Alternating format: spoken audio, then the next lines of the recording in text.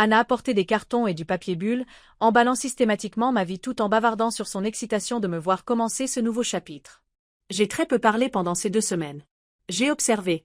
J'ai hoché la tête. J'ai signé les papiers qu'ils m'ont mis sous le nez. Mais à l'intérieur, je brûlais. Avec chaque photographie qu'ils jetaient, avec chaque héritage qu'ils marquaient pour un don, le feu en moi devenait plus ardent. Le jour de mon déménagement au présent ensoleillé, assise sur le siège passager du Peugeot d'Anne, j'ai regardé ma maison disparaître dans le rétroviseur. La maison où je les avais ramenés tous les deux de l'hôpital. La maison où je les avais soignés pendant la varicelle et les chagrins d'amour. La maison où j'avais célébré chaque étape de leur vie. Les prés ensoleillés étaient exactement aussi stériles et impersonnels que je l'avais imaginé. L'odeur de désinfectant industriel mêlée à des légumes trop cuits m'a frappé dès que nous avons franchi les portes automatiques. Les murs étaient peints dans un jaune que quelqu'un avait probablement jugé joyeux, mais qui me rappelait la bile. Mon « appartement » était une chambre simple avec une salle de bain si petite que je pouvais toucher les 2 murs en étendant les bras. La fenêtre donnait sur un parking, pas sur le jardin que j'avais entretenu pendant 3 décennies. Le personnel était poli mais pressé. Ils avaient 30 minutes pour me faire visiter l'établissement, m'expliquer les heures des repas, le programme des médicaments, le calendrier des activités. Mes enfants se tenaient derrière moi, hochant la tête comme si tout cela était parfaitement normal. « Je pense que ça va être merveilleux pour toi, maman », a dit Anne, mais elle consultait déjà son téléphone. « On va te laisser t'installer. » Et puis ils sont partis, sortant tous les deux de cette chambre stérile sans un regard en arrière. J'ai entendu leur voiture démarrer sur le parking en bas. J'ai écouté le bruit de leur moteur s'estomper jusqu'à ce qu'il n'y ait plus que le silence.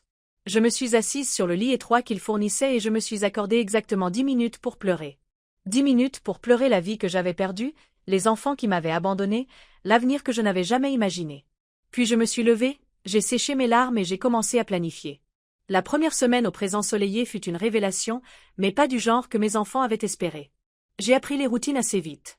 Petit déjeuner à 7 heures, activité à 10 heures, déjeuner à midi, plus d'activités l'après-midi, dîner à 17h30, puis la longue soirée jusqu'à l'extinction des feux.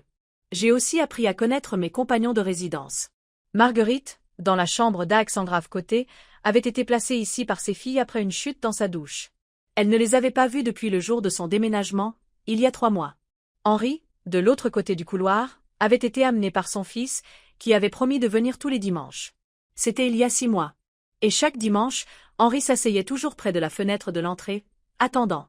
Le schéma était d'une constance déchirante. Des enfants qui avaient décidé que leurs parents étaient des fardeaux. Des enfants qui s'étaient convaincus qu'entreposer leurs aînés était en quelque sorte un acte d'amour. Pendant la journée, je participais aux activités qu'ils proposaient, bien que mon cœur n'y soit pas. L'auto le lundi, artisanat le mardi, cours de gymnastique le mercredi qui consistait principalement en étirements assis. Le personnel était assez gentil, mais je pouvais voir l'épuisement dans leurs yeux. Ils étaient en sous-effectif et surchargés de travail, faisant de leur mieux pour s'occuper de personnes devenues des inconvénients pour leur propre famille. La nuit, je restais allongé dans mon lit étroit et je pensais aux 6,5 millions d'euros qui dormaient sur mon compte en banque. Ma sœur Catherine ne s'était jamais mariée, n'avait jamais eu d'enfant. Elle avait consacré sa vie à sa carrière de biochimiste, faisant des découvertes révolutionnaires qui lui avaient valu une fortune. Quand elle était décédée subitement d'une crise cardiaque 2 mois plus tôt, elle m'avait tout laissé. « Tu es la seule vraie famille que j'ai jamais eue, Hélène », avait-elle écrit dans son testament. « Prends cet argent et fais quelque chose qui compte. Ne les laisse pas te marcher sur les pieds. » Catherine avait su les intentions de mes enfants avant moi. Elle avait vu les signes, l'éloignement progressif, l'impatience dans leur voix quand j'appelais. Elle m'avait supplié de me défendre, d'exiger un meilleur traitement, mais j'avais été trop ancrée dans mes habitudes, trop effrayée par le conflit, trop pleine d'espoir qu'ils retrouveraient la raison d'eux-mêmes. Maintenant, allongée dans ce lit institutionnel, écoutant les bruits d'une centaine d'autres âmes oubliées autour de moi, j'ai réalisé que Catherine avait eu raison. Il était temps de faire quelques changements.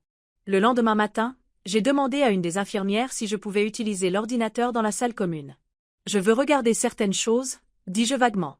Ce que je voulais en réalité, c'était faire des recherches sur les prés ensoleillés eux-mêmes. À qui appartenaient-ils? Quelle était leur situation financière? Combien cela coûterait-il de les racheter? Ce que j'ai découvert était fascinant. Les prés ensoleillés faisaient partie d'une petite chaîne de 3 établissements appartenant à une société appelée Holding L'Âge d'Or. L'entreprise était en difficulté financière, ayant contracté des prêts importants pour s'étendre trop rapidement. Ils étaient en retard sur les paiements à plusieurs créanciers et risquaient la faillite. Parfait. J'ai passé le reste de la semaine à recueillir plus d'informations. J'ai appris que le taux de rotation du personnel était abyssal, que les plaintes déposées auprès des autorités régionales de santé étaient nombreuses et que la réputation générale des établissements était de mauvaise à médiocre. J'ai également observé les schémas de visite. Le dimanche était le jour le plus chargé, avec environ 30% des résidents recevant des visites. Pendant la semaine, ce pourcentage tombait à moins de 10%. La plupart des familles, ai-je réalisé, traitaient leur visite hebdomadaire comme une corvée à endurer plutôt qu'un moment à chérir, y compris mes propres enfants. Anne m'avait rendu visite une fois depuis qu'elle m'avait déposée. Elle était restée exactement 37 minutes, passant la majeure partie de ce temps sur son téléphone à gérer une urgence immobilière. Daniel n'était pas venu du tout, bien qu'il ait appelé 2 fois pour demander comment je m'adaptais. En regardant d'autres familles faire semblant de se soucier, j'ai commencé à formuler un plan. C'était ambitieux, peut-être même ridicule pour une femme de 73 ans. Mais j'avais 6,5 millions d'euros, une vie de colère pour me nourrir, et plus rien à perdre. À la fin de ma 2e semaine au Prés Ensoleillé, j'avais pris ma décision. J'allais racheter cet endroit, mais je n'allais pas en parler à mes enfants. Pas encore. J'ai pris le bus pour la ville un jeudi matin, disant au personnel que j'avais un rendez-vous chez le médecin. Au lieu de cela, je suis allé au bureau du cabinet Dubois et Associés, le meilleur cabinet d'avocats de la ville. J'avais fait mes recherches. J'aimerais parler à quelqu'un au sujet de l'acquisition d'une entreprise, ai-je dit à la réceptionniste. Moins d'1 heure plus tard, j'étais assise en face de maître Jean-Pierre Dubois lui-même, un homme de l'âge de Daniel avec des yeux bienveillants et un costume coûteux. « Madame Moreau, dit-il, en examinant les notes que son associé avait prises. Je crois comprendre que vous êtes intéressé par l'achat des Prés Ensoleillés. C'est exact. Puis-je vous demander ce qui vous attire dans cet investissement particulier? J'ai souri, me sentant vraiment heureuse pour la première fois depuis des semaines. Disons simplement que j'ai quelques idées sur la façon dont cet endroit pourrait être géré plus efficacement. Nous avons passé les 2 heures suivantes à discuter de stratégie. La holding L'Âge d'Or était suffisamment désespérée pour qu'une offre en espèces soit probablement acceptée rapidement. Le processus de vérification diligente prendrait du temps, mais maître Dubois m'a assuré qu'avec les difficultés financières de l'entreprise, nous aurions un levier de négociation important. Il y a une chose, dis-je alors que nous terminions la réunion. J'aimerais rester anonyme pendant le processus de négociation. Pouvez-vous faire en sorte que l'achat soit effectué par le biais d'une fiducie ou d'une société? Maître Dubois a hoché la tête. Absolument. Nous pouvons créer une entité d'achat qui gardera votre nom hors des registres publics jusqu'à la finalisation de la vente. Parfait. Au cours du mois suivant, pendant que mes enfants continuaient leur vie sans trop penser à moi, maître Dubois et son équipe ont travaillé sans relâche. La holding L'Âge d'Or n'a pas seulement accepté notre offre. Ils nous ont pratiquement supplié de leur reprendre les propriétés. L'achat a été finalisé un mardi soir de mai. J'étais maintenant la propriétaire de 3 maisons de retraite, y compris celle dans laquelle je vivais.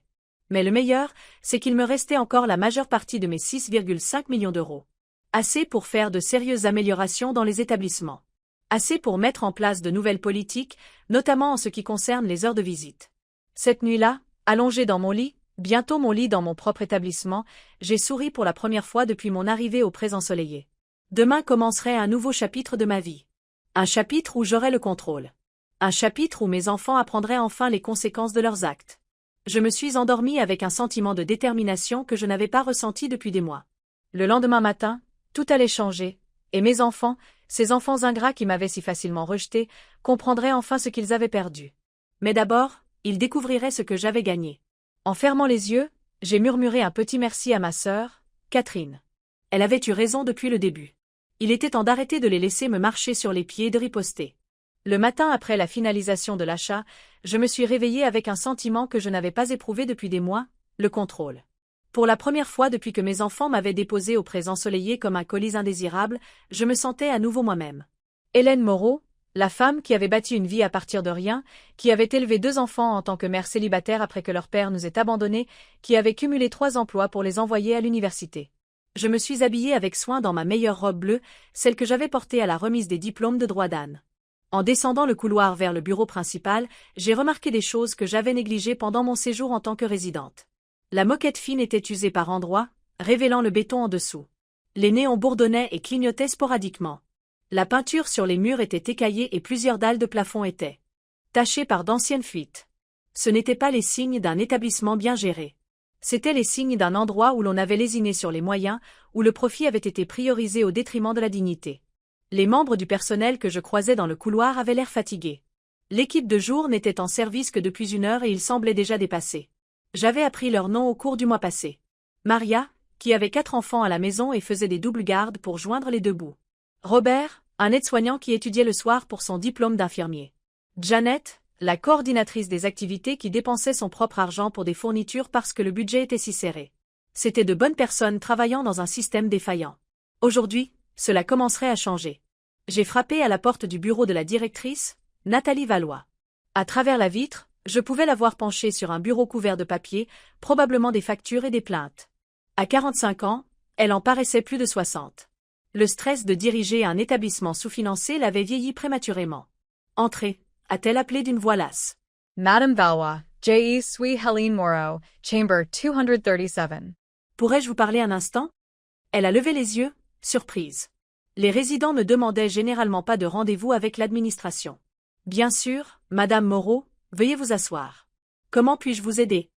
Au lieu de m'asseoir sur la chaise visiteur, je me suis dirigée vers le coin où une pile de boîtes d'archives était posée, non ouvertes.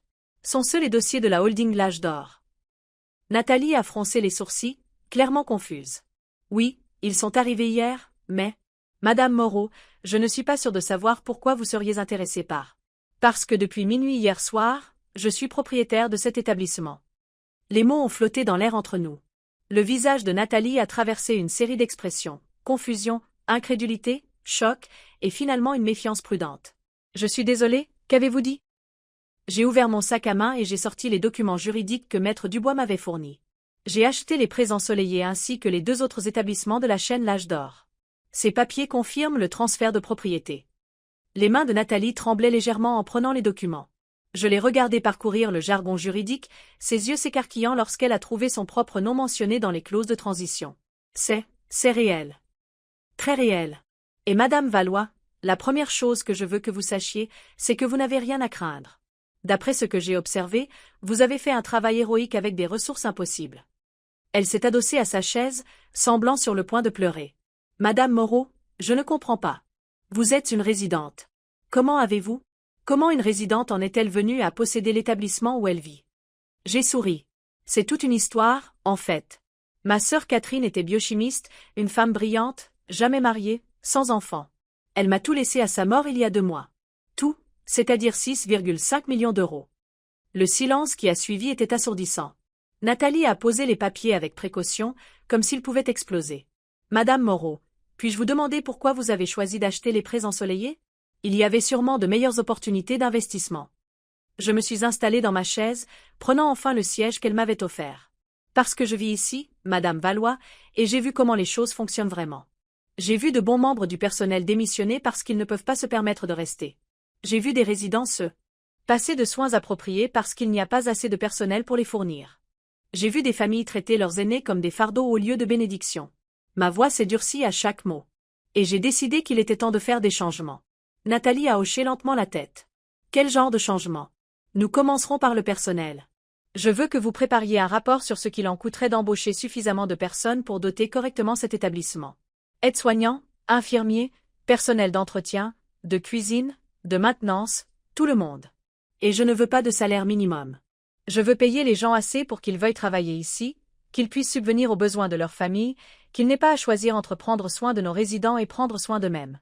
Les yeux de Nathalie se sont illuminés, mais je pouvais y déceler de la prudence. Madame Moreau, cela nécessiterait une augmentation budgétaire significative. Les anciens propriétaires menaient cet endroit à la faillite.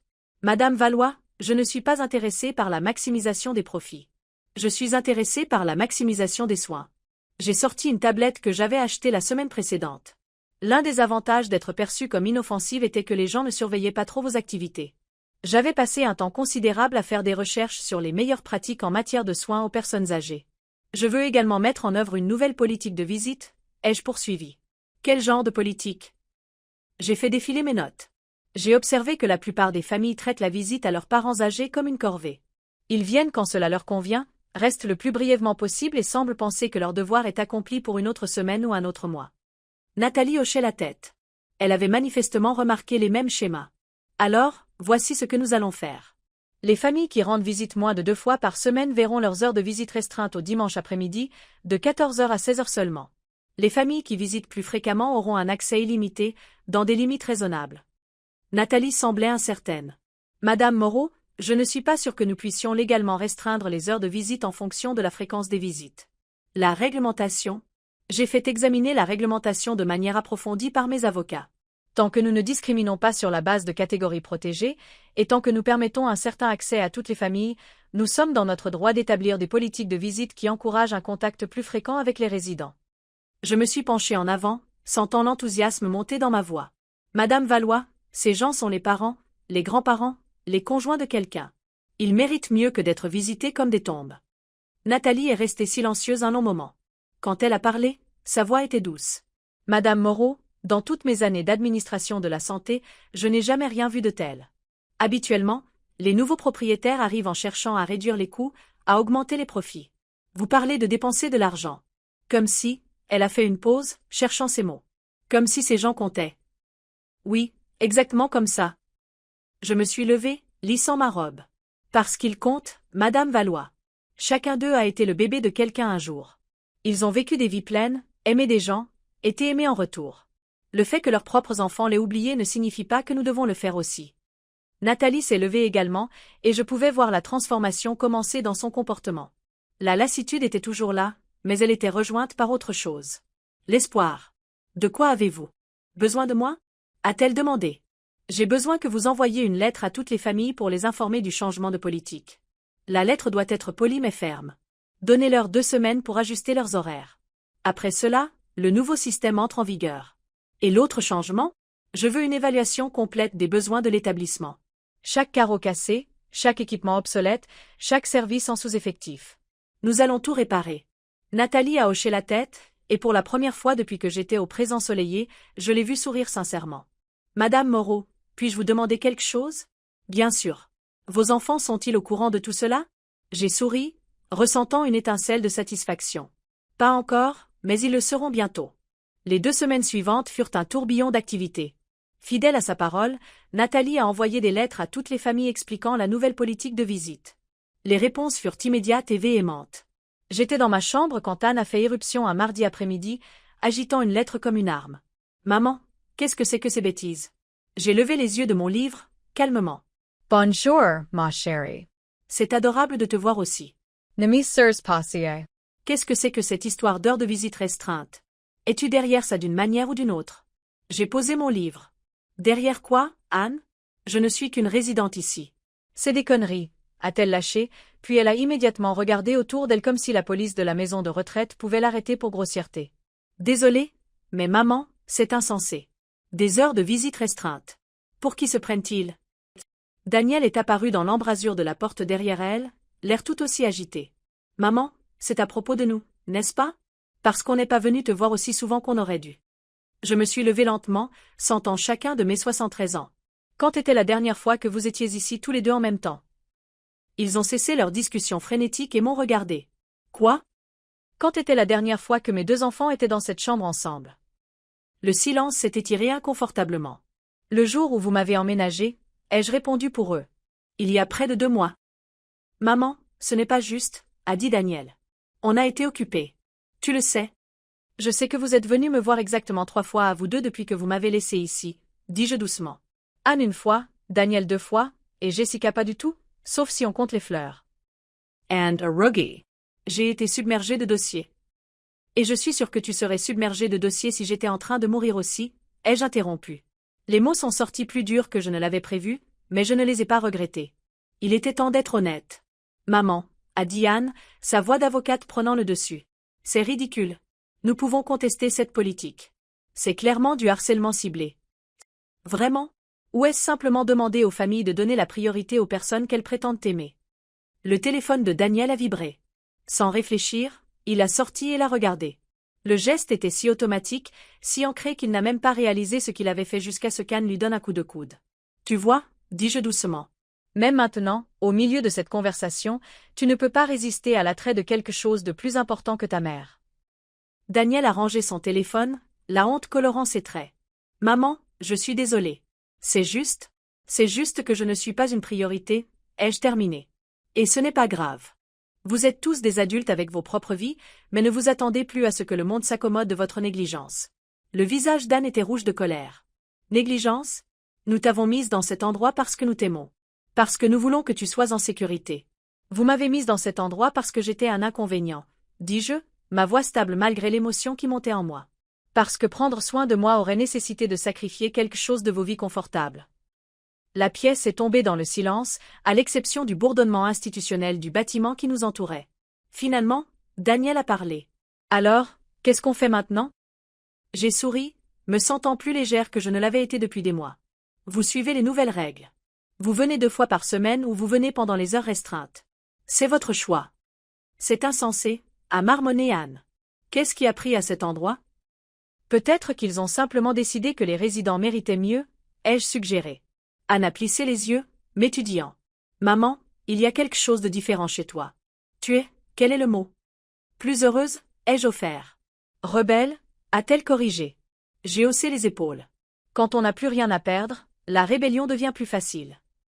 Après leur départ, je pouvais les entendre se disputer dans le couloir. Leurs voix traversaient les murs fins, exprimant l'indignation, la confusion et l'exigence de parler à la direction. J'ai souri pour moi-même, imaginant les réponses soigneusement professionnelles de Nathalie. Au cours de la semaine suivante, quelque chose d'intéressant s'est produit. Confrontées à la perspective d'heures de visite restreintes, plusieurs familles ont soudainement trouvé du temps dans leurs emplois du temps. Les espaces communs sont devenus plus animés les après-midi de semaine. Des résidents qui n'avaient pas vu leur famille depuis des semaines avaient soudainement des visiteurs réguliers. Pas toutes les familles, bien sûr. Certaines ont simplement accepté la restriction du dimanche après-midi, la considérant comme un compromis raisonnable qui les libérait de la culpabilité de visites plus fréquentes. Mais d'autres, comme mes propres enfants, ont eu du mal avec le changement. Anne est revenue le vendredi, ayant clairement passé la semaine à consulter son équipe juridique. Maman, j'ai fait examiner cette politique par plusieurs avocats. Elle est discriminatoire et peut-être illégale. J'étais dans la véranda, en train de jouer aux cartes avec 3 autres résidents. Bonjour, ma chérie. Veux-tu te joindre à nous pour une partie de rami? Je suis sérieuse, maman. On va se battre contre ça.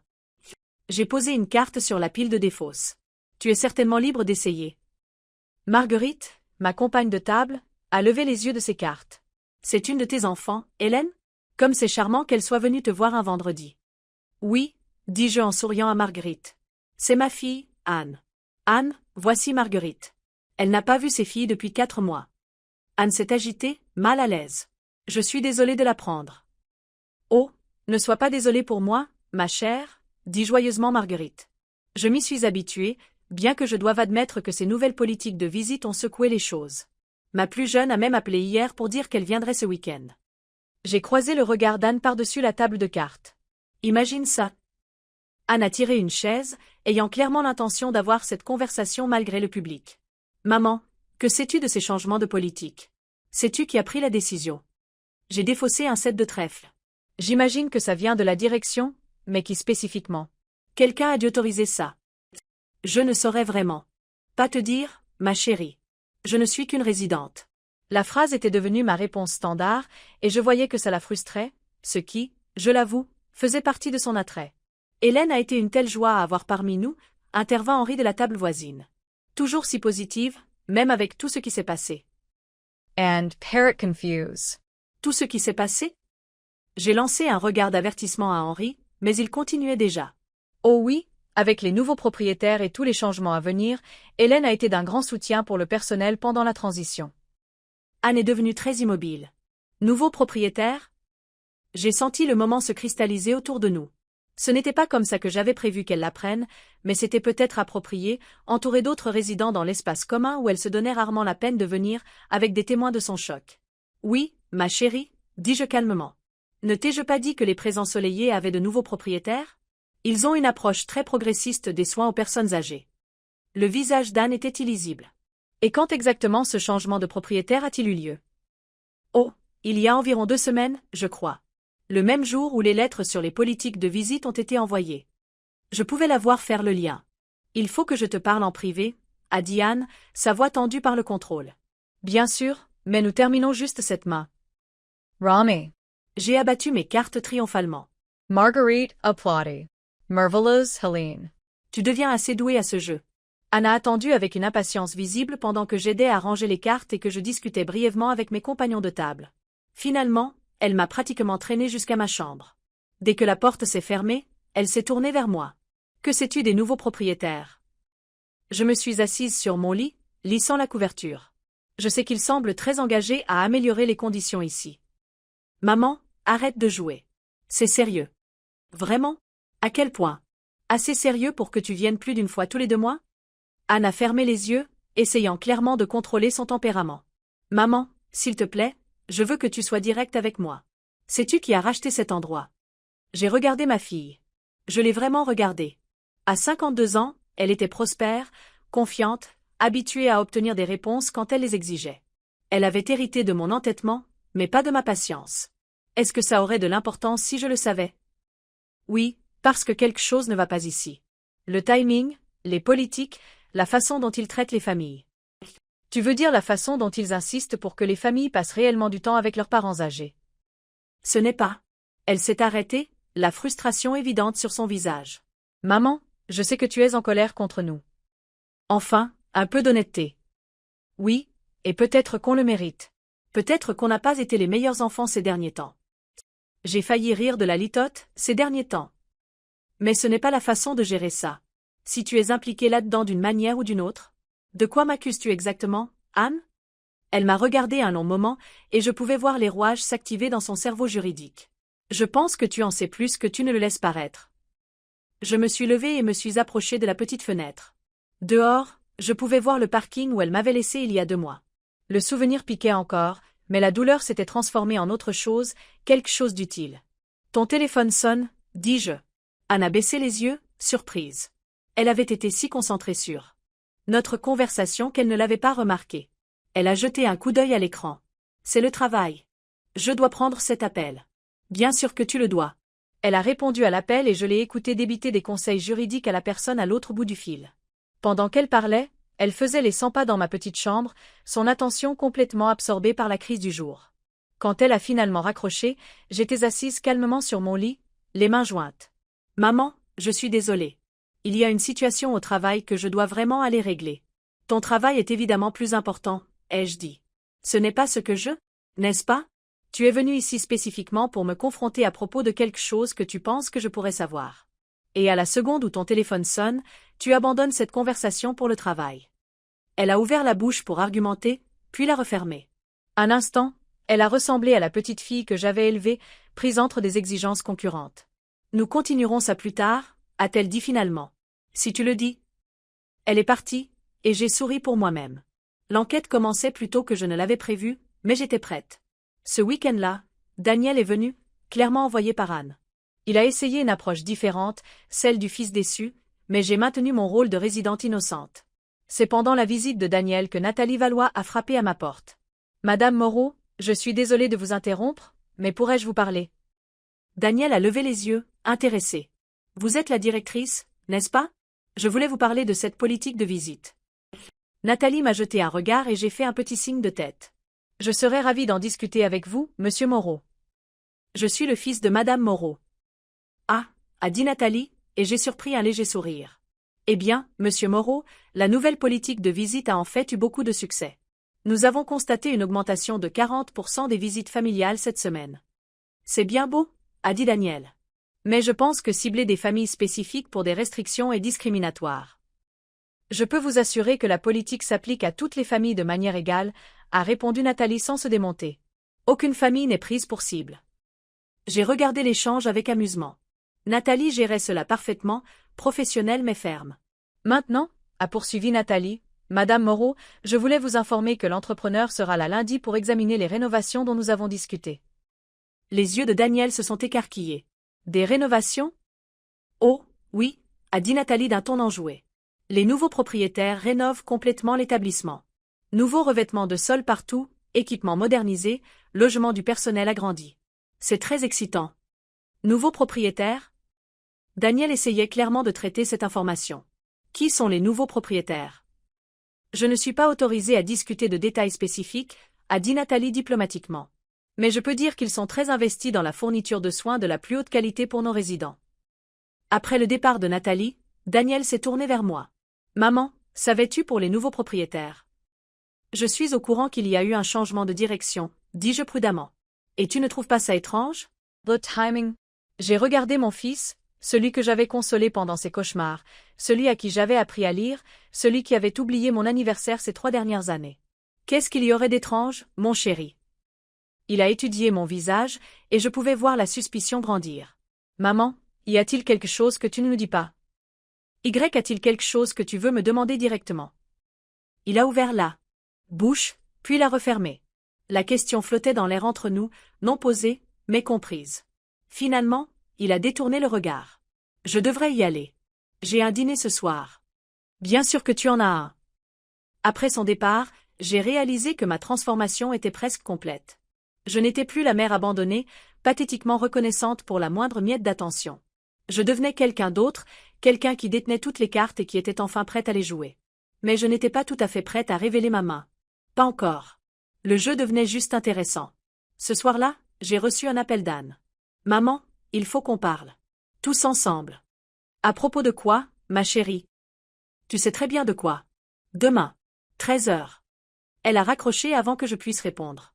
J'ai souri dans l'obscurité de ma chambre. Il me prenait enfin au sérieux. Il était temps. Le dimanche est arrivé avec un poids d'anticipation que je n'avais pas ressenti depuis des années. Mes enfants venaient à nouveau ensemble, non pas pour me jeter quelque part ou se partager mes affaires, mais parce qu'ils sentaient enfin que quelque chose avait changé dans l'équilibre du pouvoir. Je me suis habillée de ma plus belle tenue, une robe bleu marine avec des perles que Catherine m'avait offertes pour mon 60e anniversaire, des vêtements qui parlaient de dignité et de respect de soi plutôt que de dépendance institutionnelle. À 13h précises, ils sont arrivés. Anne menait la charge, la mâchoire serrée avec la détermination de quelqu'un qui avait passé un temps considérable à se préparer au combat. Daniel suivait, l'air mal à l'aise mais résolu. J'ai remarqué que sa femme, Lise, s'était jointe à eux cette fois, planant prudemment derrière mon fils. « Maman », a dit Anne sans préambule. « Il faut qu'on parle. » Comme c'est charmant, ai-je répondu en désignant les chaises de ma petite chambre. « S'il vous plaît, asseyez-vous. » Ils se sont arrangés avec raideur, et j'ai remarqué qu'ils avaient choisi des sièges qui les positionnaient face à moi comme un jury d'entretien. Anne les avait clairement coachés sur la stratégie. « Maman », commença Daniel, sa voix plus douce que celle d'Anne. « On a discuté et on a besoin de comprendre ce qui se passe ici. » « Ce qui se passe? Je ne suis pas sûre de ce que tu veux dire. And assez pencha, en avant. Allons droit au but. On sait que tu sais quelque chose sur les nouveaux propriétaires de cet établissement. J'ai croisé les mains sur mes genoux, en gardant mon expression innocente. Vraiment? Maman, arrête, intervint Lise, la voix tendue. On n'est pas stupide. Le timing est trop une coïncidence. Les politiques sont trop spécifiquement ciblés. Ciblés sur quoi, ma chérie? Sur les familles qui ne viennent pas assez souvent, dit Anne sèchement. Sur les familles comme la nôtre. L'honnêteté était rafraîchissante, même si elle était vêtue d'accusations plutôt que de regrets. Et vous pensez que j'ai orchestré ça d'une manière ou d'une autre? Ai-je demandé. On pense que tu en sais plus que tu ne le dis, a dit Daniel prudemment. Et on pense que tu utilises cette connaissance pour nous punir. Je les ai regardés chacun à leur tour. Anne avec son esprit juridique, toujours à la recherche d'un levier. Daniel avec son sens des affaires, reconnaissant les schémas dans le chaos. Lise avec ses yeux nerveux, calculant probablement déjà le coût de visite plus fréquente. « Dites-moi, dis-je doucement. Quand est-ce que l'un de vous m'a demandé pour la dernière fois comment j'allais? Vraiment demandé. Pas juste comme une formule de politesse alors que vous vous dépêchiez de partir. » Ils ont échangé des regards.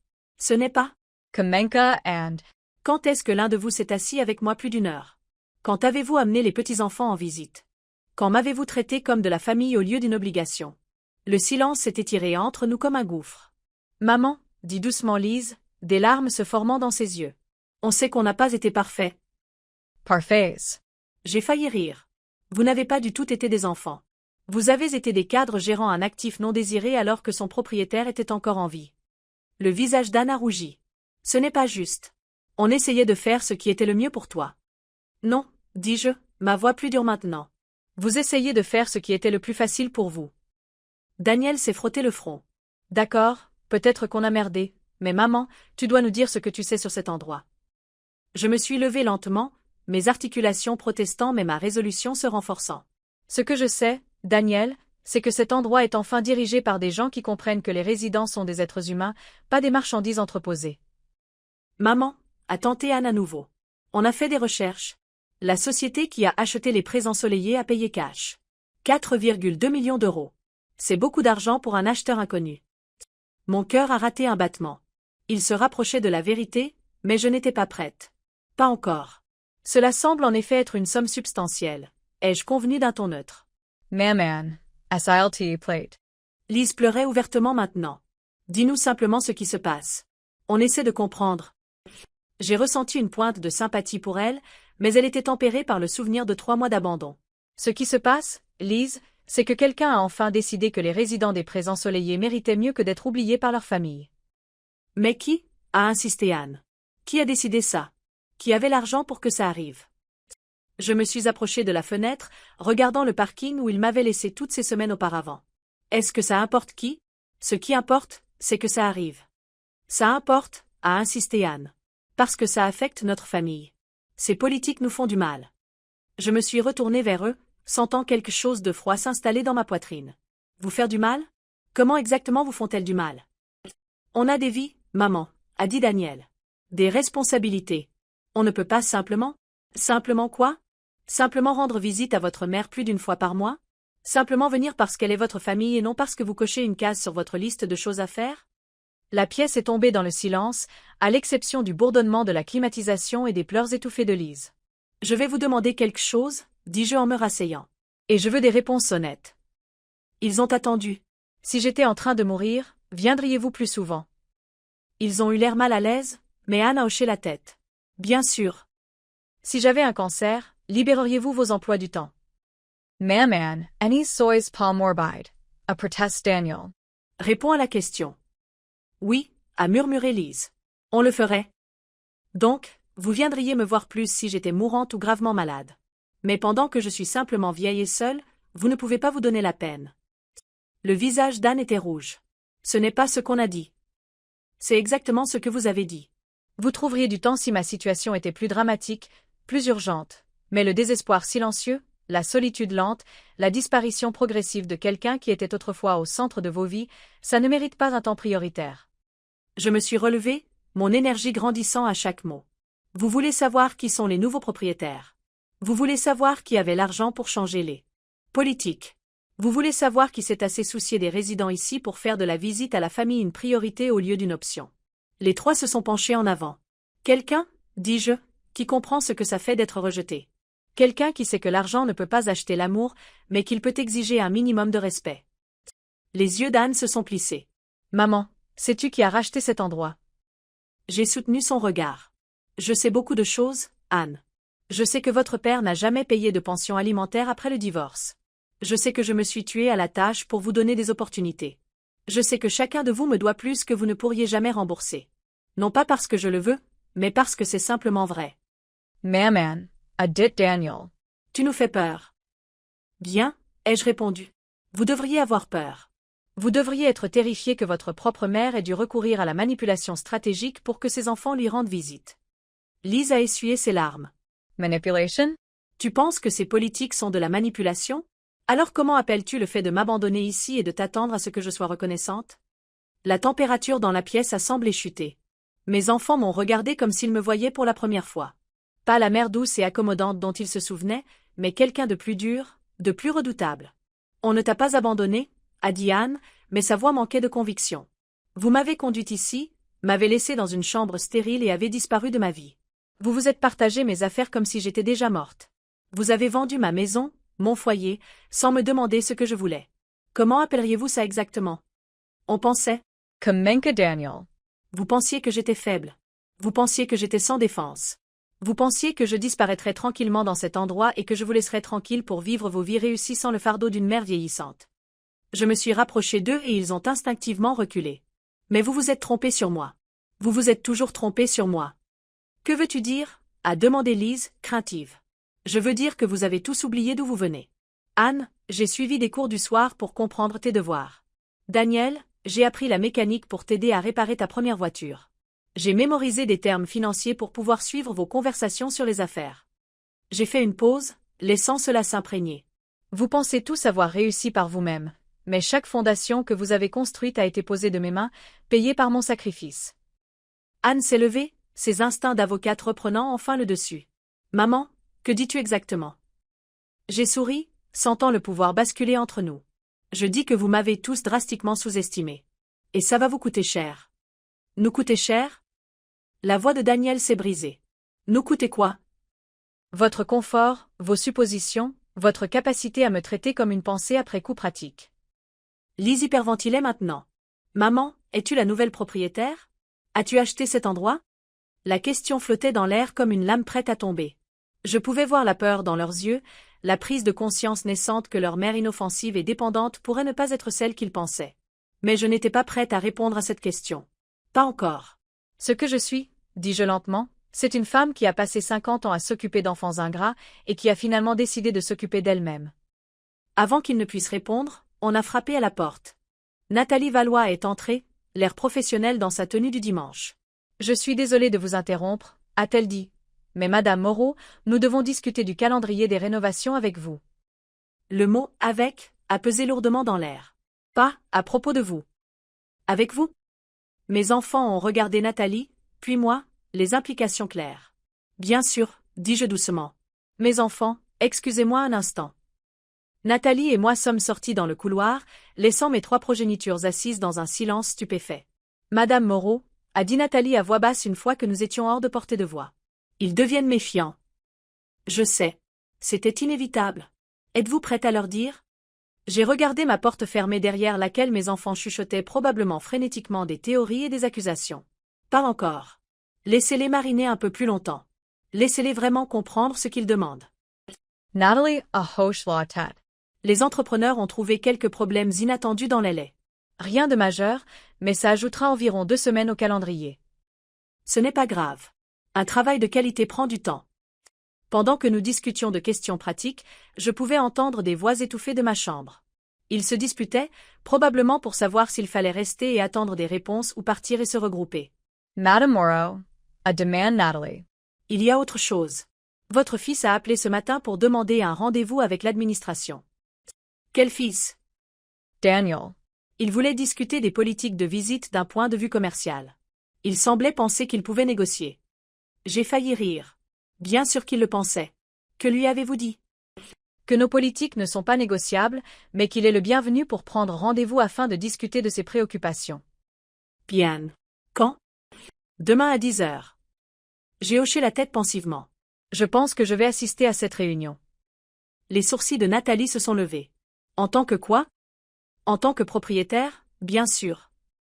Quand Nathalie est partie, je suis retournée dans ma chambre pour trouver mes enfants exactement comme je l'avais soupçonné, en pleine conversation chuchotée et animée qui s'est arrêtée dès que je suis apparue. Eh bien, a dit Anne, tentant de reprendre le contrôle. C'était intéressant? Nathalie est très dévouée à son travail, dis-je d'un ton neutre. Maman, a dit Daniel.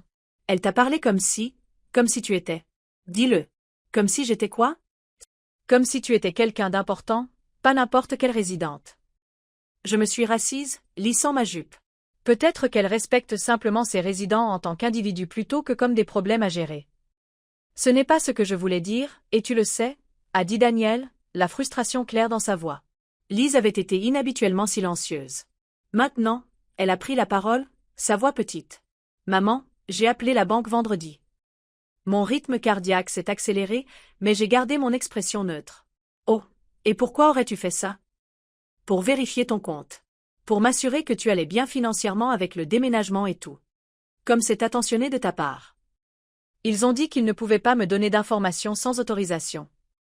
Bien sûr qu'ils l'ont fait. Les lois sur la confidentialité bancaire. Mais maman, a-t-elle poursuivi, sa voix se renforçant. Le représentant a demandé si j'appelais au sujet de l'Hélène Moreau avec la récente grosse transaction ou d'une autre Hélène Moreau. La pièce est devenue silencieuse. Anne et Daniel se sont tournés pour regarder Lise, puis moi. Grosse transaction, la voix d'Anne était d'un calme. Mortel. Quelle grosse transaction? A exige Daniel. Je les ai regardés calmement. Je crains que les lois sur la confidentialité bancaire m'empêchent de discuter de telles questions. Maman explose Lise. Non se passe. On sait que quelque chose se passe. On sait que tu es impliqué d'une manière ou d'une autre. Impliqué dans quoi? Dans l'achat de cet endroit, a dit Anne, sa formation d'avocate prenant le dessus. Tu as acheté les prés ensoleillés, n'est-ce pas? L'accusation flottait dans l'air comme de la fumée. 3 paires d'yeux me fixaient, attendant une confirmation ou un démenti. Je me suis levée lentement, sentant chacun de mes 73 ans, mais me sentant aussi plus puissante que je ne l'avais été depuis des décennies. Vous voulez vraiment savoir? Ai-je demandé doucement. Ils se sont tous penchés en avant. Vous voulez vraiment la vérité sur votre mère, sur qui je suis et ce dont je suis capable. Ils ont hoché la tête collectivement. Très bien, ai-je dit, en me dirigeant vers ma petite armoire. Derrière mes robes, j'ai sorti un dossier. Du dossier, j'ai extrait un seul document. Je l'ai brandi pour qu'ils puissent voir l'entête, cabinet Dubois et associés, avocat. Ceci, dis-je, est l'acte de vente des prés ensoleillés. Le visage d'Anne est devenu blanc. La bouche de Daniel est tombée.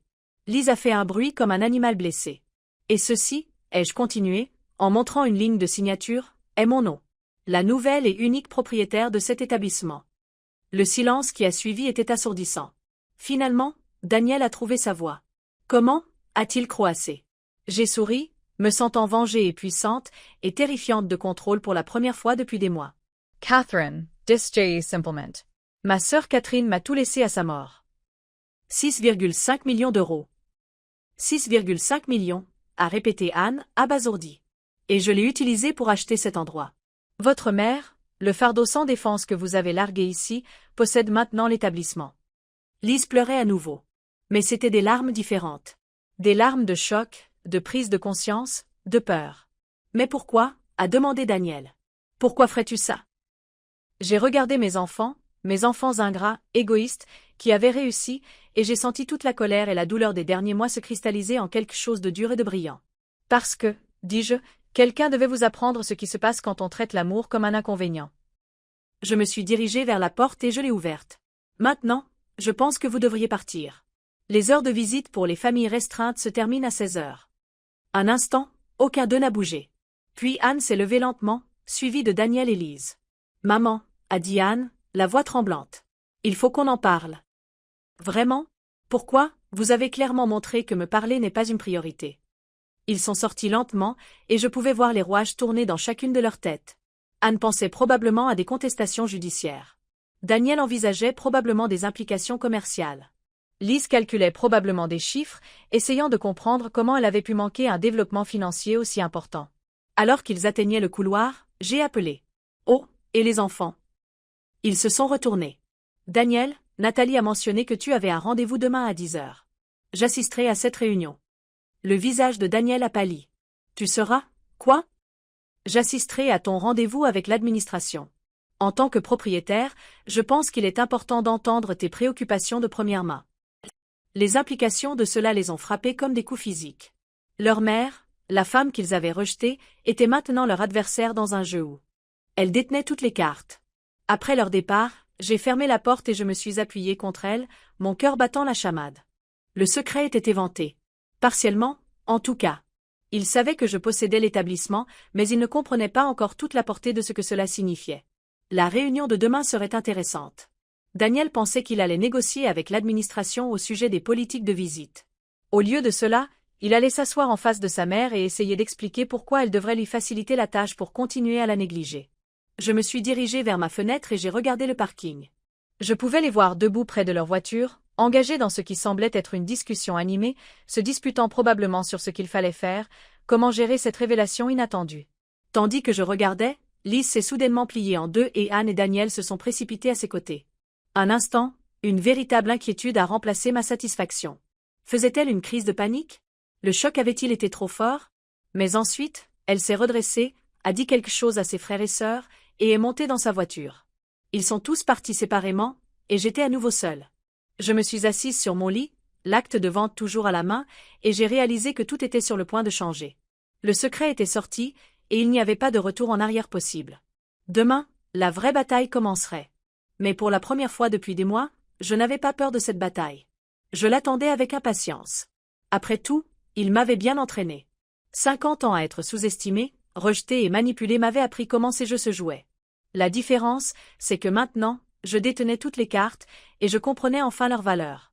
J'ai passé la soirée à faire des listes, à me préparer pour la confrontation de demain. Je voulais être prête pour chaque argument, chaque accusation, chaque tentative désespérée de recadrer le récit en leur faveur. Alors que le soleil se couchait à ma fenêtre, peignant les murs de ma chambre dans des tons d'or et d'ambre, j'ai ressenti quelque chose que je n'avais pas éprouvé depuis des années, de l'excitation pour l'avenir. Demain, mes enfants apprendraient de quoi leur mère était vraiment faite. Et je soupçonnais qu'ils n'allaient pas aimer la réponse. Le lundi matin est arrivé avec l'efficacité nette de la vengeance. Je me suis levée tôt, choisissant un tailleur que je n'avais pas porté depuis des années, la même veste et jupe anthracite que j'avais portée pour mon audience de divorce il y a 40 ans. Il m'allait encore, bien qu'il pende maintenant sur une silhouette devenue plus délicate avec l'âge. Mais délicat ne signifiait pas fragile, comme mes enfants étaient sur le point de l'apprendre. À 9h30, je me suis dirigée vers l'aile administrative, croisant des résidents que j'avais appris à apprécier au cours des derniers mois. Henri m'a salué depuis son fauteuil roulant près de la salle d'activité où il organisait un club de lecture. Marguerite a souri alors qu'elle se rendait à sa séance de kinésithérapie. Ces gens méritaient tellement plus que ce qu'ils avaient reçu. Et maintenant, ils l'auraient. Nathalie était déjà dans la salle de conférence principale quand je suis arrivée, arrangeant des papiers sur la table en chêne poli. Elle a levé les yeux en entrant, son expression un mélange de sang-froid professionnel et d'excitation à peine contenue. « Madame Moreau » dit-elle chaleureusement. « Êtes-vous prête pour cela ?» J'ai lissé ma veste et j'ai pris place à la tête de la table, une position qu'il m'aurait été impossible de revendiquer il y a à peine 24 heures. Je suis prête pour ça depuis des mois, Nathalie. Peut-être des années. À 10 heures précises, on a frappé à la porte. Nathalie s'est levée pour ouvrir, et Daniel est entré, vêtu de son meilleur costume d'affaires et avec l'expression confiante de quelqu'un qui croyait être sur le point de négocier depuis une position de force. Sa confiance s'est évaporée dès qu'il m'a vue assise à la table. « Maman, qu'est-ce que tu fais ici ?»« Bonjour, Daniel. »« S'il te plaît, prends un siège. » Il est resté debout, regardant entre Nathalie et moi avec une alarme croissante. « Je suis censé rencontrer l'administration au sujet des politiques de visite. » « Et c'est bien le cas, ai-je répondu calmement. Je suis l'administration. Nathalie a pris cela comme son signal. Monsieur Moreau, j'aimerais vous présenter Hélène Moreau, la nouvelle propriétaire des Prés Ensoleillés, et votre mère. Les jambes de Daniel ont semblé flancher, et il s'est effondré sur la chaise en face de moi. Je ne comprends pas. Qu'y a-t-il à ne pas comprendre? Ta mère possède cet établissement. Elle établit les politiques et elle a décidé que les familles qui ne peuvent pas se donner la peine de rendre visite régulièrement n'ont pas droit à un accès illimité. Il m'a regardé comme si une deuxième tête m'avait poussé. Mais comment? Où as-tu trouvé l'argent? De la sœur que tu n'as jamais visitée non plus. Catherine m'a tout laissé à sa mort. Tout, c'est-à-dire 6,5 millions d'euros. Le visage de Daniel a traversé une gamme d'émotions, choc, incrédulité, blessure, et finalement calcul. Je pouvais presque voir les rouages tourner dans son esprit, essayant de comprendre comment cette nouvelle information affectait sa position. « Maman, a-t-il dit finalement, si tu avais autant d'argent, pourquoi ne nous l'as-tu pas dit?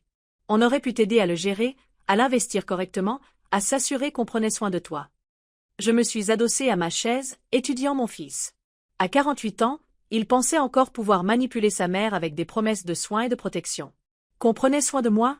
ai-je répété. « Comme vous avez pris soin de moi quand vous avez décidé que je devais vivre ici. » C'est différent. On pensait que tu avais besoin? Vous pensiez que je devais être hors de votre chemin. Ma voix est restée calme, mais de l'acier s'est glissé dans mon ton.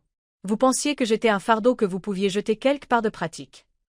Daniel a regardé autour de la pièce comme s'il cherchait une issue de secours ou une caméra cachée qui révélerait que tout cela n'était qu'une blague élaborée. « Nathalie » a-t-il dit désespérément. « Il doit y avoir une erreur. Ma mère ne peut pas simplement acheter une maison de retraite et changer les politiques pour cibler des familles spécifiques. » Nathalie a consulté les papiers devant elle. « En fait, Monsieur Moreau, Madame Moreau a tout à fait le droit légal d'établir des politiques de visite en tant que propriétaire. Et je dois souligner que ces politiques ne ciblent personne en particulier. Elles s'appliquent également à toutes les familles. Mais vous savez qu'elles sont conçues pour punir les familles qui ne viennent pas assez souvent. » Je me suis penchée en avant. « Punir, Daniel. Oh, you motiver. » Quelle est la différence? La différence, c'est l'intention. Je n'essaie pas de vous punir pour votre négligence. J'essaie de vous inciter à agir comme mes enfants au lieu de parents éloignés. Daniel s'est passé les mains dans les cheveux, un geste que je reconnaissais de son enfance quand il était frustré. « Maman, c'est de la folie. Tu ne peux pas simplement acheter une maison de retraite parce que tu n'es pas contente de la fréquence de nos visites, n'est-ce pas? » J'ai souri. Je crois que les documents légaux seraient en désaccord avec toi. Il s'est levé brusquement, commençant à faire les 100 pas. C'est insensé. Que se passe-t-il maintenant? Qu'est-ce que tu prévois de faire? Je prévois de gérer cet établissement comme il devrait l'être, avec respect pour les résidents, avec un personnel adéquat, avec des politiques qui encouragent les familles à participer réellement à la vie de leurs proches. Et si on ne se conforme pas? Si on ne répond pas à tes normes impossibles? Alors vous venez pendant les heures restreintes, de 14h à 16h le dimanche. Ma voix était agréable, conversationnelle. C'est vraiment très simple. Daniel a arrêté de faire les 100 pas et s'est tourné pour me faire face. Maman, J'ai une entreprise à gérer. J'ai des employés qui dépendent de moi. Je ne peux pas tout laisser tomber 2 fois par semaine pour te rendre visite. Personne ne te demande de tout laisser tomber.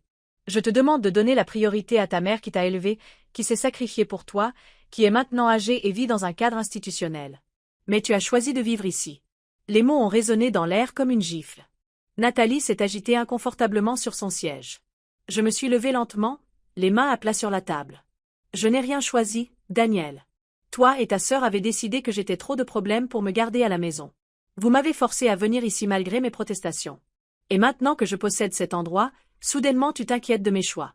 Le visage de Daniel Arugui. Ce n'est pas comme ça que ça s'est passé. Alors comment ça s'est passé, Daniel? Éclaire-moi. On s'inquiétait pour toi. Tu vieillis et vous pensiez qu'il serait plus facile de m'entreposer ici que d'ajuster vos précieux emplois du temps pour prendre de mes nouvelles de temps en temps.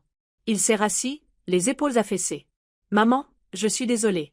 D'accord, je suis désolée qu'on n'ait pas été de meilleurs enfants, mais ça, c'est une réponse tellement extrême. Vraiment? Quelle aurait été une réponse appropriée au fait d'être abandonnée par mes propres enfants? On ne t'a pas abandonnée. Je me suis approchée de la fenêtre qui donnait sur le parking. Le même parking où je les avais vus s'éloigner sans un regard en arrière, 3 mois plus tôt. Daniel, après que tu m'as déposé ici, combien de fois es-tu venu me voir le premier mois? Il est resté silencieux. Combien de fois? Une fois, a-t-il admis à voix basse. Une fois en 30 jours. Et cette visite a duré combien de temps? Environ 20 minutes. J'ai hoché la tête. 20 minutes pour ta mère qui t'a élevé pendant 18 ans. Le silence s'est étiré entre nous. Finalement, Nathalie s'est éclaircie la gorge diplomatiquement. Monsieur Moreau, peut-être pourrions-nous discuter de moyens constructifs d'avancer. Daniel m'a regardé avec quelque chose qui approchait le désespoir. Maman, qu'est-ce que tu veux de nous? Je suis retournée à mon siège, croisant les mains sur la table. Je veux que vous rendiez visite à votre mère. Je veux que vous passiez du temps avec moi parce que vous m'aimez, pas parce que vous cochez une case de devoir.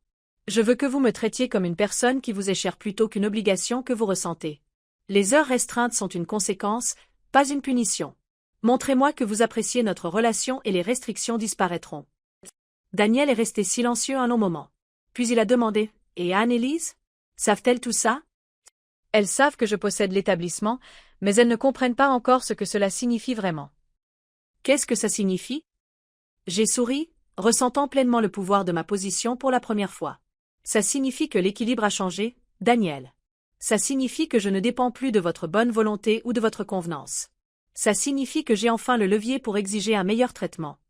Nathalie a consulté sa montre. Je crains d'avoir un autre rendez-vous, mais peut-être que vous deux voudriez continuer cette conversation. Après le départ de Nathalie, Daniel et moi sommes restés assis dans un silence gêné. Finalement, il a parlé. Maman, je ne sais pas comment faire ça. Je ne sais pas comment défaire ce qu'on a fait. Tu commences par reconnaître ce que tu as fait. Et tu continues en faisant mieux. Mais l'entreprise, mes responsabilités, elles survivront si tu prends 2 après-midi par semaine pour rendre visite à ta mère. Il m'a regardé avec un mélange de frustration et de quelque chose qui aurait pu être du respect. Tu fais vraiment ça. Tu bouleverses vraiment nos vies. Je m'assure que mes dernières années ne se passent pas dans la solitude pendant que mes enfants mènent leur vie bien remplie et espèrent que je meure tranquillement et commodément. Les mots durs ont atteint leur cible. Daniel a visiblement tressailli. Maman, ce n'est pas. On ne veut pas que tu meures. Non.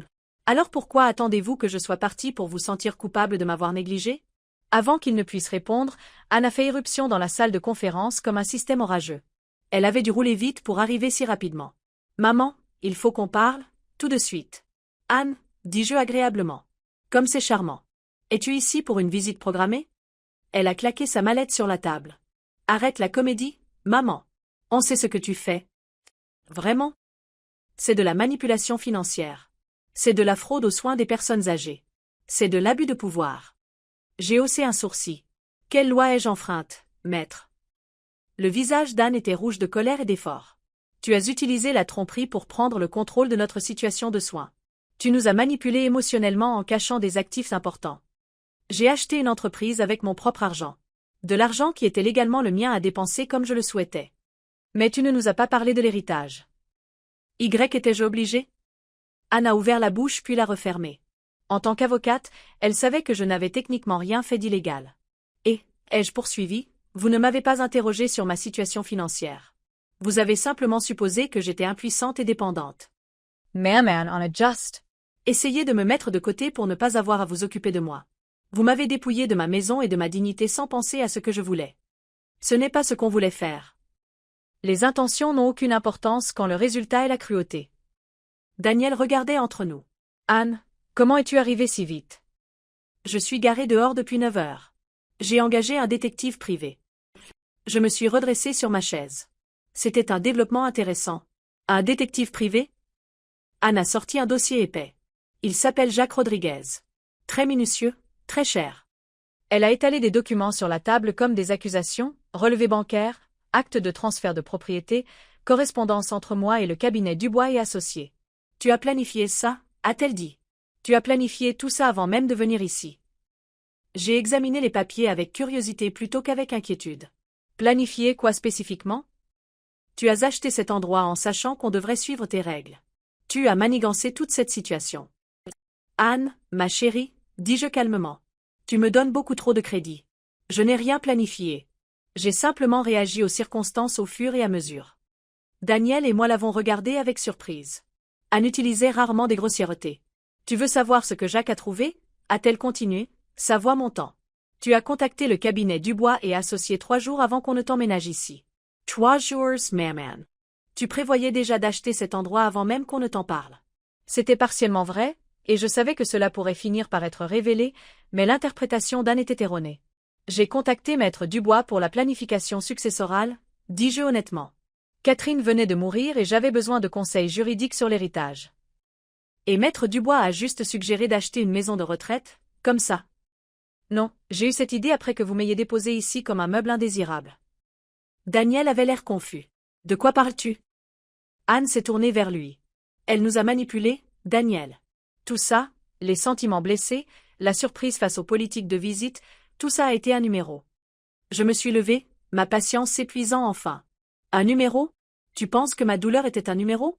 Tu penses que ma solitude était une performance artistique? Je pense que tu as manipulé la situation pour nous punir. Anne, dis-je, ma voix dangereusement calme. Tu ne sais pas de quoi tu parles.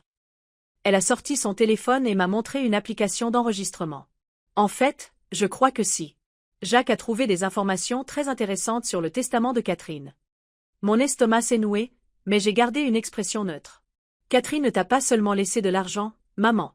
Elle t'a laissé une lettre très spécifique. Une lettre que Jacques a pu obtenir par des moyens créatifs.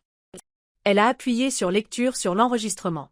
La voix de Catherine, faible mais déterminée, a rempli la pièce. Hélène, si tu entends ça, ça veut dire que je suis partie et que tu as appris pour l'héritage. Ces enfants à toi vont t'abandonner. Ils vont te mettre quelque part pour pourrir pendant qu'ils continuent leur vie égoïste. Ne les laisse pas faire. Utilise cet argent pour retourner la situation. Montre-leur ce que ça fait quand quelqu'un d'autre détient tout le pouvoir. L'enregistrement a continué, mais je n'écoutais plus. J'avais l'impression que la pièce tournait. Cette lettre était datée de 2 semaines avant la mort de Catherine, a dit Anne d'un ton accusateur. 2 semaines avant que tu ne saches qu'on prévoyait de t'emménager ici. Elle t'a dit exactement ce qu'on allait faire. Et elle t'a encouragé à te venger. Daniel avait l'air accablé. Maman, est-ce que c'est vrai? Je me suis assise lourdement, sentant mon âge pour la première fois de la journée. Le secret que j'avais espéré ne jamais révéler était sorti. Catherine savait, ai-je admis doucement. Elle a vu les signes. La façon dont vous vous éloignez tous. La façon dont vous parliez de moi comme si j'étais un fardeau. Alors vous avez comploté ça ensemble? La voix d'Anne était tranchante d'accusation. Catherine est morte avant que tu ne prennes ta décision. J'ai choisi ma réponse toute seule. Mais tu savais, a dit Daniel. Tu savais avant qu'on ne te le dise. J'ai regardé mes enfants qui avaient réussi, en colère, pleins de leur bon droit, et j'ai ressenti un mélange complexe d'amour et de déception. J'espérais que je me trompais, dis-je. Jusqu'au jour où vous êtes venu chez moi, j'espérais que Catherine était juste paranoïaque. J'espérais que mes propres enfants me surprendraient. Mais on ne l'a pas fait. La voix de Lise venait de l'embrasure de la porte. Aucun de nous ne l'avait entendue arriver. Elle avait l'air terrible. Ses yeux étaient rouges d'avoir pleuré, ses cheveux en désordre. Elle serrait une boîte de mouchoirs comme une bouée de sauvetage. On a fait exactement ce que tante Catherine a dit qu'on ferait.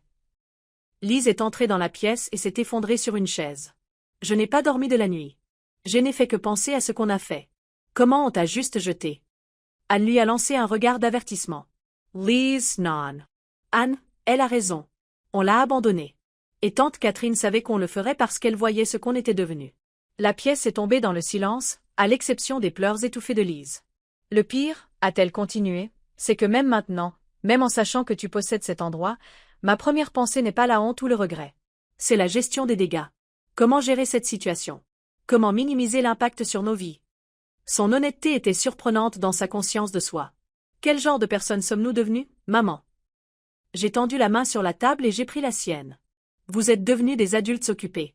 Vous êtes devenus des gens concentrés sur votre propre succès. Vous êtes devenus exactement ce que je vous ai appris à devenir. Que veux-tu dire? Je vous ai élevé pour être indépendant.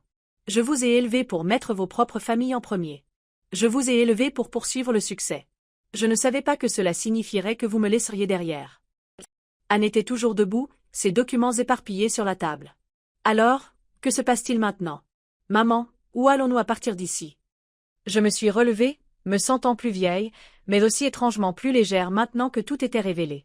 Maintenant, vous choisissez, dis-je. Vous décidez quel genre d'enfant vous voulez être pour votre mère dans ces dernières années. Mais les restrictions sont non négociables pour les familles qui rendent visite moins de 2 fois par semaine. Ce sont mes règles dans mon établissement. Daniel avait l'air défait. Alors, on se conforme ou on te perd complètement. Vous m'avez déjà perdu, dis-je doucement. La question maintenant est de savoir si vous voulez me retrouver. Le silence qui a suivi était épais de récriminations et de regrets tacites. Finalement, Lise a parlé. Et si on essayait? Et si on venait vraiment et qu'on passait du temps avec toi? Qu'est-ce qui se passerait alors? Alors on verra ce qui se passe. On verra s'il est possible de reconstruire ce qui a été brisé. Anne a rassemblé ses papiers avec des mouvements vifs et coléreux. C'est du chantage. Maman, du chantage émotionnel. Non, Anne. Ce sont des conséquences. Pour la première fois de votre vie, vous subissez les conséquences d'avoir maltraité quelqu'un. Elle a fait une pause dans son rangement. Et les autres enfants? Et les filles d'Henri qui ne viennent jamais? Et les enfants de Marguerite? Ont-ils aussi des heures de visite restreintes? Tout le monde suit les mêmes règles. Tout le monde fait face aux mêmes conséquences. Ce n'est pas ce que je voulais dire. Je sais ce que tu voulais dire. Tu veux savoir pourquoi j'ai eu le pouvoir de changer les choses alors que d'autres parents abandonnés ne l'ont pas? La réponse est simple. J'en avais les moyens. Catherine m'a donné les moyens. Daniel a finalement pris la parole. Et l'argent? Que arrive-t-il à l'héritage maintenant? J'ai presque souri à la question. Même en pleine crise, tout revenait à l'argent. L'argent est à moi, Daniel. Il sera utilisé pour améliorer cet établissement et assurer des soins appropriés à tous les résidents. Tout ce qui est nécessaire. Anne a fermé sa mallette d'un coup sec. On a besoin de temps pour réfléchir à ça. Bien sûr que vous en avez besoin. Mais n'oubliez pas que les restrictions de visite sont en vigueur immédiatement. Lise a essuyé ses yeux. Maman, je peux te demander quelque chose? N'importe quoi. Est-ce que tu nous aimes toujours, après tout ce qu'on a fait? La question m'a frappé plus durement que n'importe quelle accusation. J'ai regardé ma plus jeune belle-fille, Daniel avec son désespoir confus, Anne avec sa colère défensive. Oui, ai-je murmuré. Je vous aime toujours. C'est pour ça que ça a fait si mal. Ils sont partis ensemble, les têtes baissées en discussion. Je les ai regardés partir, ressentant un étrange mélange de victoire et de chagrin. Nathalie est revenue peu de temps après, l'air inquiet. Comment ça s'est passé? Aussi bien qu'on pouvait l'espérer, dis-je. Ils savent tout maintenant. Et maintenant, on verra ce qu'ils choisissent de faire avec cette connaissance. J'ai rassemblé les papiers qu'Anne avait laissés derrière elle, preuve de son enquête, preuve de la lettre de Catherine, documentation de ma planification. En les regardant maintenant, j'ai réalisé à quel point mes actions devaient paraître calculées de l'extérieur. Mais ils ne comprenaient pas les mois de solitude qui avaient précédé ces décisions. Ils ne comprenaient pas l'espoir qui s'était progressivement éteint alors que j'attendais des visites qui ne venaient jamais, des appels qui n'étaient jamais passés. Madame Moreau. J'ai levé les yeux vers Nathalie. Quoi qu'il arrive ensuite, vous devriez savoir que ce que vous faites ici, ça va aider beaucoup de familles. Parfois, les gens ont besoin de conséquences pour se souvenir de ce qui est important. J'ai hoché la tête, me sentant soudain très fatiguée. J'espère que vous avez raison, Nathalie. J'espère vraiment que vous avez raison. 3 semaines se sont écoulées dans un silence étrange. Pas de visite, pas d'appel téléphonique, pas de confrontation colérique dans ma chambre. Mes enfants avaient disparu de ma vie aussi complètement que s'ils n'avaient jamais existé, me laissant avec le silence auquel je m'étais si habituée avant que toute cette épreuve ne commence. Mais le silence était différent maintenant. Ce n'était pas le silence de l'abandon. C'était le silence d'un choix en train d'être fait. Ils étaient en train de traiter, de planifier, peut-être de faire le deuil de la dynamique confortable avec laquelle nous avions tous vécu si longtemps. Je me suis trouvée étrangement en paix pendant ces jours, me concentrant sur les rénovations qui transformaient les prés ensoleillés d'un entrepôt négligé en quelque chose approchant la dignité. Les entrepreneurs avaient terminé les laits, et la différence était remarquable. Fini les néons bourdonnants, remplacés par des luminaires LED chauds qui ne clignotaient ni ne bourdonnaient. Les murs jaunes sales avaient été peints dans des bleus et des verts apaisants, et la moquette usée avait été remplacée par un revêtement de sol durable mais attrayant qui ne montrerait pas chaque tache et chaque trace d'usure. Plus important encore, les changements de personnel prenaient effet. Nous avions embauché 12 nouveaux aides-soignants, 4 infirmières supplémentaires, 2 autres membres du personnel d'entretien et agrandi notre équipe de cuisine. La différence était visible non seulement dans la qualité des soins, mais aussi sur les visages des employés eux-mêmes. Ils se déplaçaient avec détermination plutôt qu'avec une résignation lasse. Marguerite avait les larmes aux yeux quand elle m'a parlé de son bain. Hélène, ils ont pris leur temps. L'aide-soignante m'a demandé 2 fois la température de l'eau. Elle m'a traité avec dignité, tu sais. Henri s'épanouissait dans notre programme de kinésithérapie élargie. Regardez-moi faire, s'est-il exclamé lors de sa séance, réussissant 3 pas avec son déambulateur sans aide. Ces petites victoires m'ont permis de garder les pieds sur terre pendant les longues journées d'attente de la décision de mes enfants. Un mardi après-midi qui avait commencé comme tous les autres, Nathalie a frappé à ma porte avec une expression que je ne pouvais pas tout à fait déchiffrer. « Madame Moreau, vous avez des visiteurs. » Mon cœur a raté un battement, mais j'ai gardé ma voix stable. « Oh. L'Astrois.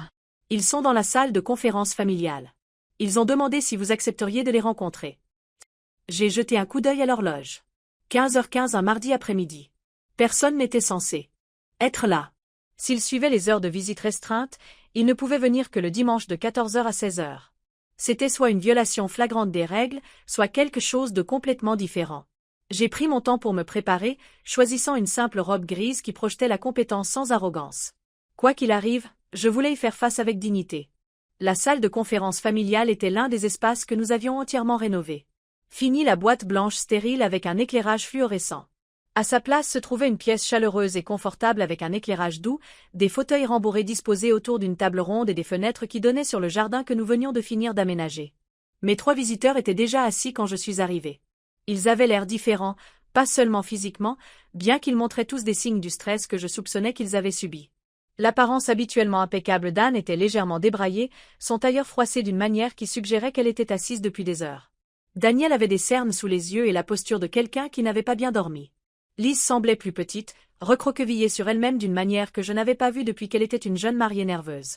Ils se sont tous levés quand je suis entrée, un geste de respect que je n'avais pas vu de leur part depuis des années. « Maman » a dit Anne, sa voix formelle mais dépouillée de son habituelle acuité. « Merci de nous rencontrer. » J'ai pris la chaise qu'ils avaient laissée vide.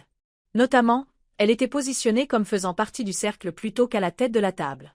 Un autre petit geste qui n'est pas passé inaperçu. « Vous violez la politique de visite ?» ai-je observé d'un ton neutre. « On sait » a dit Daniel. « On acceptera toutes les conséquences que tu jugeras appropriées. » C'était inattendu.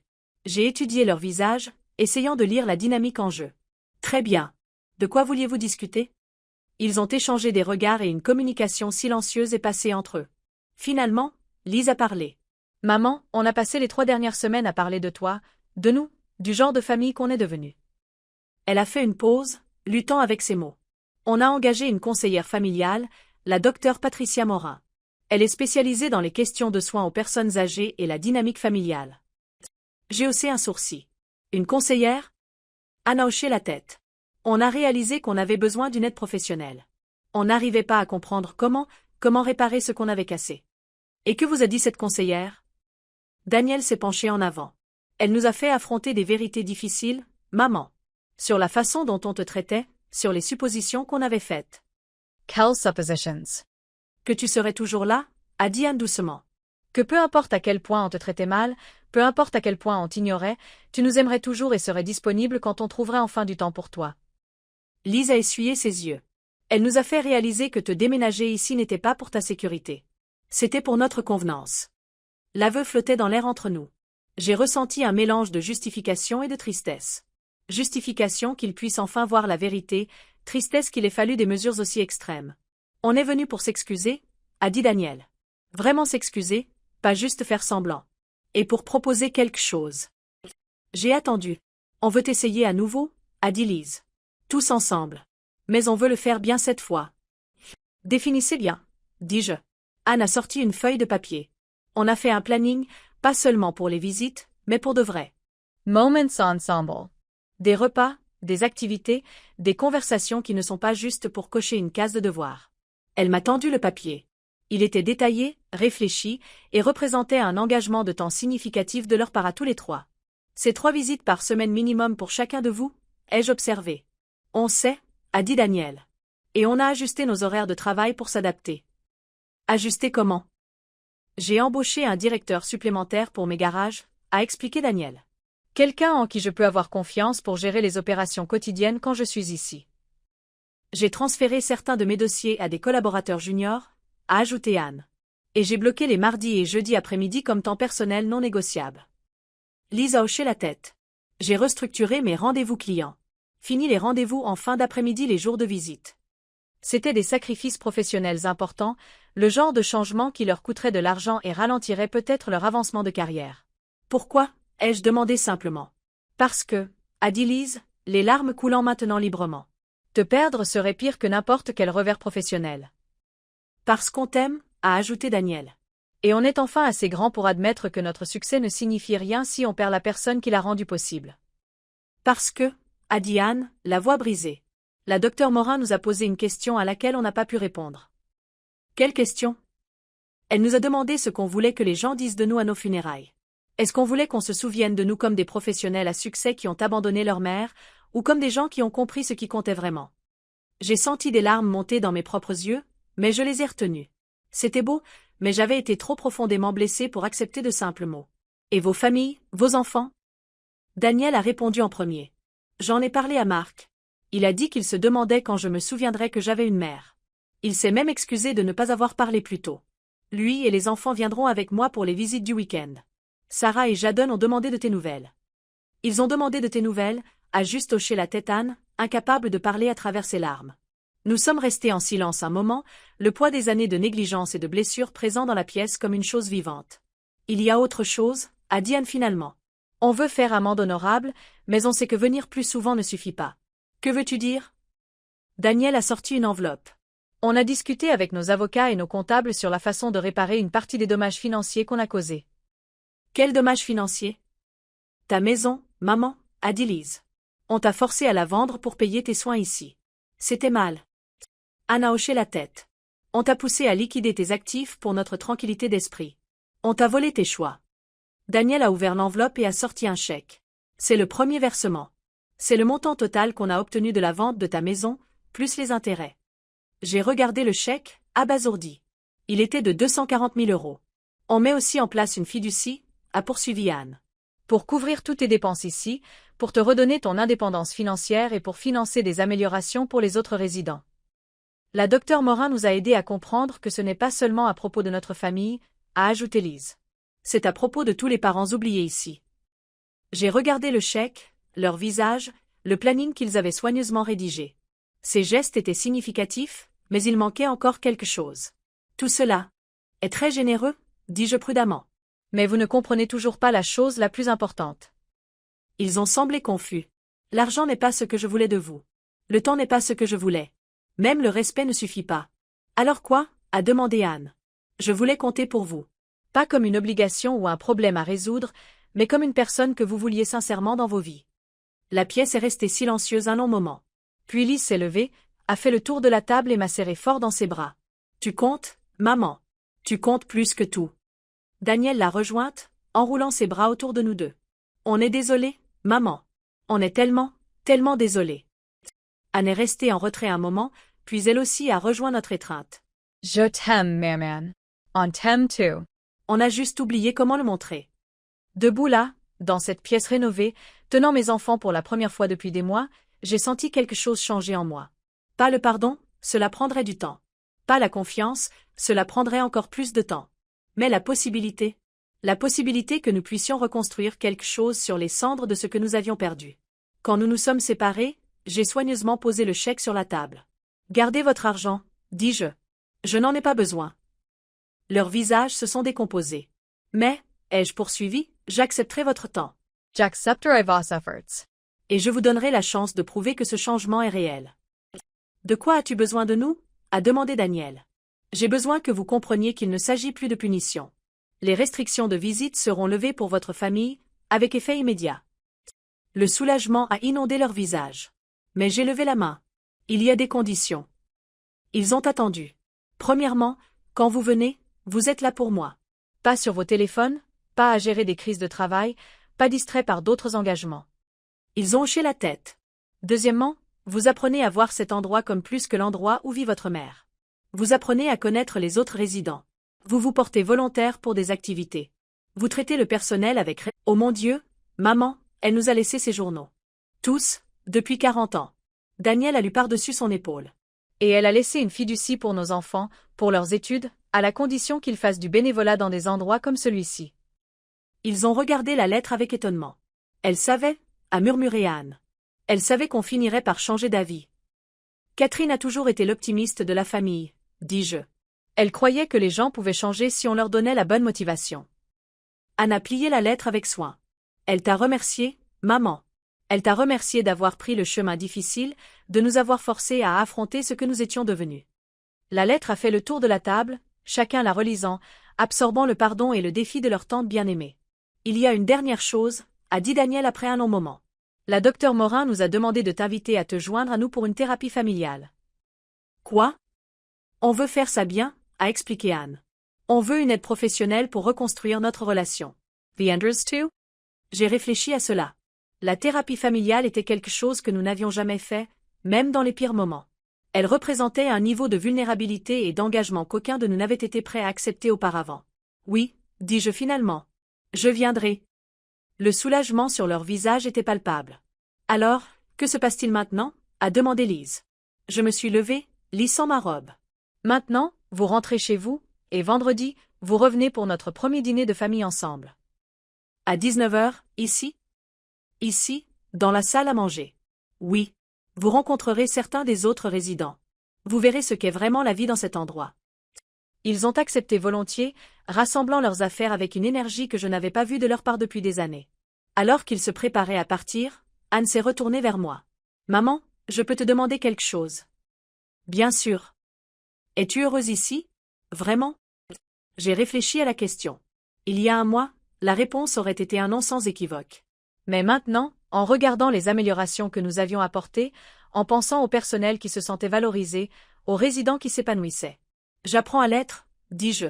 Cet endroit devient ce qu'il aurait dû être depuis le début, un lieu où les gens vivent avec dignité leurs dernières années. Mais ta propre vie? Ton propre bonheur? J'ai souri, me sentant plus légère que je ne l'avais été depuis des mois.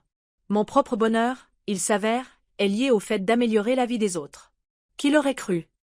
6 mois plus tard, je me tenais dans le jardin des Prés ensoleillés, maintenant un espace vibrant rempli de fleurs, de sièges confortables et d'une petite fontaine.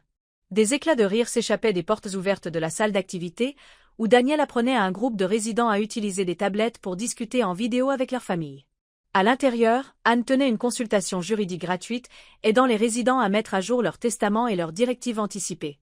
Lise avait organisé un cours de cuisine dans la cuisine fraîchement rénovée où sa fameuse tarte tatin remplissait les couloirs d'un arôme délicieux. La transformation des Prés ensoleillés était... Madame Moreau, le journaliste du journal de la vie senior, est là pour l'interview. J'ai hoché la tête. J'arrive tout de suite.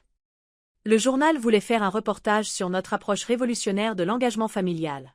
La politique de visite qui avait commencé comme un moyen de forcer mes propres enfants à me voir avait évolué en un programme complet qui aidait les familles à renouer des liens dans tout l'établissement. D'autres maisons de retraite commençaient à s'y intéresser, envoyant des directeurs pour observer nos méthodes.